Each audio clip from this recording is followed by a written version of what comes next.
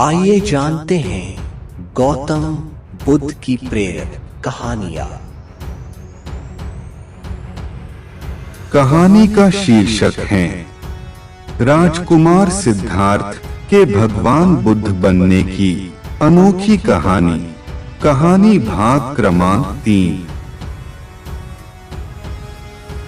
छंदक ने ध्यानपूर्वक सिद्धार्थ की ओर देखा। वह कुछ पूछना चाहता था, परंतु पूछने का साहस न कर सका। रथ को तैयार करके वह सिद्धार्थ के निकट ले आया। राजकुमार सिद्धार्थ रथ पर सवार हुए तथा छंदक को नगर से बाहर वन की ओर चलने के लिए कहा। चारों ओर गहरा अंधकार था। वहां सन्नाटा छाया हुआ था। जंगली जीव जंतुओं की आवाजें कभी कभी सन्नाटे को भंग कर देती। वातावरण बहुत डरावना हो जाता। घने जंगल के निकट राजकुमार सिद्धार्थ ने छंदक को रथ रोकने का आदेश दिया। रथ रुकते ही राजकुमार सिद्धार्थ नीचे उतर आए। सामने ही यमुना नदी अपने पूरे वेग से बह रही थी। उस समय वे अनुप्रिय नामक स्थान के निकट खड़े थे। सिद्धार्थ ने अपनी राजसी वेशभूषा उतार दी। साथ ही उन्होंने एक एक करके अपने आभूषण भी उतार दिए। अपने वस्त्र व आभूषण उन्होंने छंदक को दे दिए तथा लौट जाने का आदेश दिया।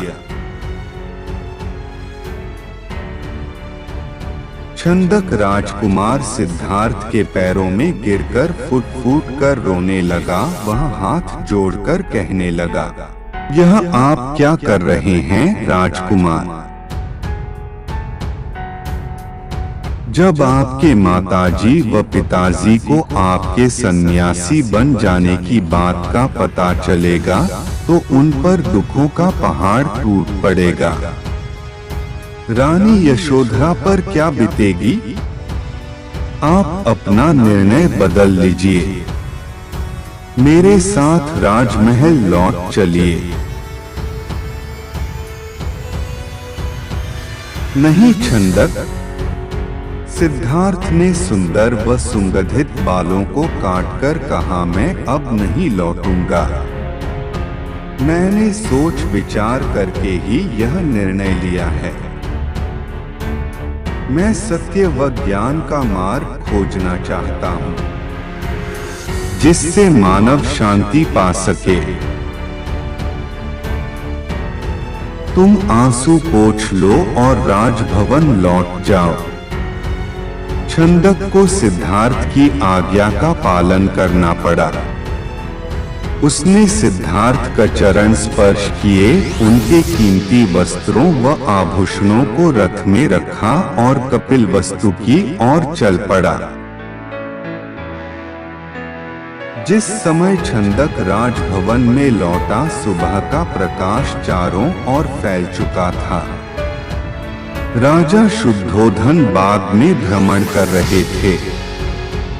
जब उन्होंने सिद्धार्थ का खाली रथ देखा तो उनके माथे पर बल पड़ गए।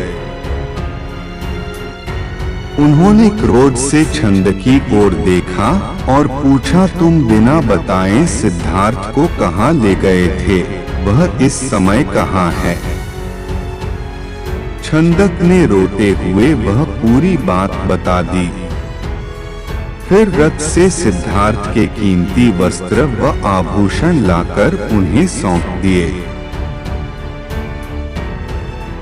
राजा शुद्धोधन उन वस्त्र आभूषणों को छाती से लिपटाकर फूट फूट कर रोने लगे। उन्होंने कहा, विद्वान पंडितों व ज्योतिषियों की भविष्यवाणी आज सच हो गई। मेरा बेटा संसार के सभी सुखों को ठुकराकर सन्यासी बनने चला गया। रानी प्रजापति को जब इस बात की सूचना मिली तो वह पछाड़ खाकर गिर पड़ी। जब यशोधरा को पता चला तो वह भी इस बात को सहन न कर सकी। वह विलाप करने लगी, है स्वामी, तुम बिना कहे ही घर छोड़कर चले गए, मुझसे कम से कम एक बार मिल तो लेते। क्या मैं इस योग्य भी नहीं थी? क्या तुम्हें अपने छोटे से पुत्र का भी ध्यान नहीं आया? कम से कम उससे तो मिलकर जाते। इसके बाद यशोधरा ने भी राजसी वेशभूषा उतार फेंकी।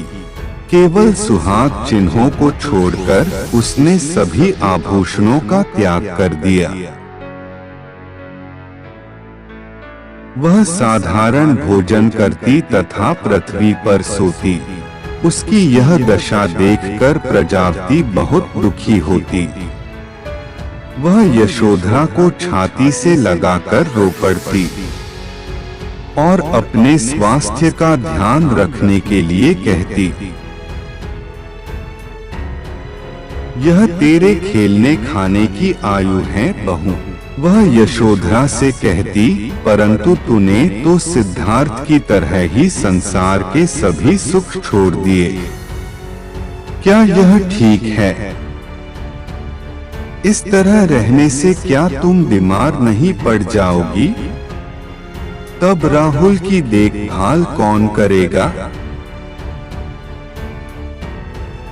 माताजी, यशोधरा उत्तर देती, मेरे पति अब सन्यासी बन चुके हैं। वे पृथ्वी पर शयन करेंगे तथा जंगली फूल फलों का भोजन करेंगे। ऐसे मैं भला राजभवन में सुख के साथ कैसे रह सकती हूँ?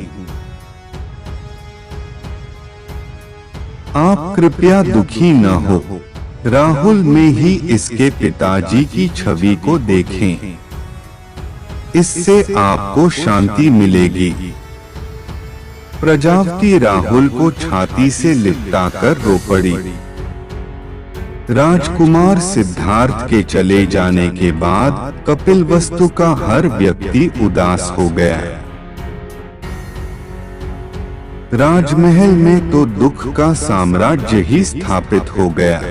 ऐसे में केवल नन्हे राहुल की लिकारियां ही राजमहल में गूंजती तथा सबका मन बहलाती।